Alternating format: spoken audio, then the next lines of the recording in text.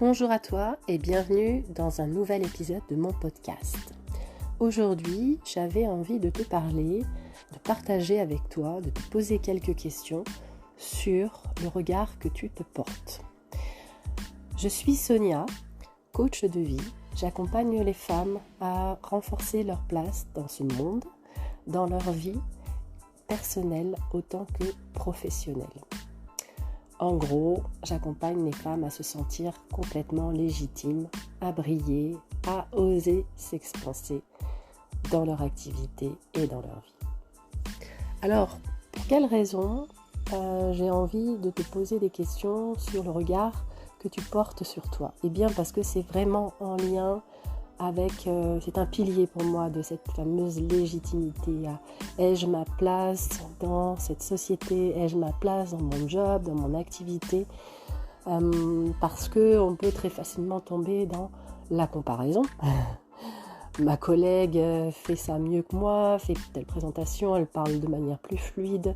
Ma concurrente, entre guillemets, ou ma consoeur, est beaucoup plus présente que moi sur les réseaux sociaux, elle fait des offres pertinentes, elle n'arrête pas de poster, j'ai pas de créativité à côté d'elle. Voilà, on tombe dans ce genre de jugement de soi, tout simplement.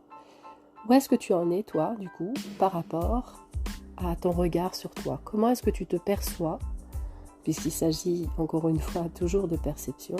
Comment est ta perception ? Est-ce que tu sais voir tes qualités naturelles, tes talents ? Est-ce que tu sais voir tes compétences ? Est-ce que tu sais voir toutes les belles choses que les gens autour de toi, pour lesquelles les gens te félicitent et sont pleins d'admiration ? Est-ce que tu sais le regarder ? Est-ce que tu sais t'aimer ?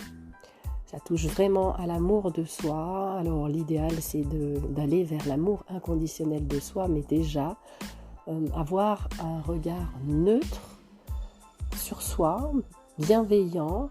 Et quand je dis neutre, il ne s'agit pas effectivement de ne voir que toutes les compétences. Bien sûr, on est un être humain, donc on a des atouts et puis on a des choses sur lesquelles on sait que c'est moins notre truc et c'est ok.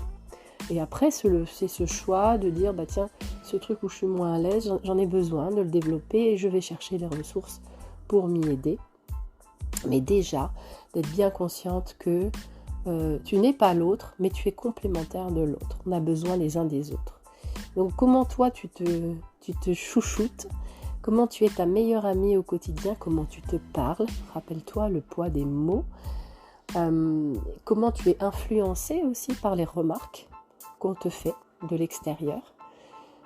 Bref, cet épisode, pour te recentrer sur toi, prends un papier et je t'invite vraiment à avoir quelques minutes, un peu plus que quelques minutes même, de réflexion en sortant un peu de toi et en disant, tiens, c'est vrai, prends une journée type par exemple, ou une semaine type. Comment est-ce que je me cause tous les jours ? Qu'est-ce que je me raconte ? C'est quoi les petites phrases qui viennent en boucle sur moi ? Quand j'estime que j'ai fait une erreur, qu'est-ce que je me dis ?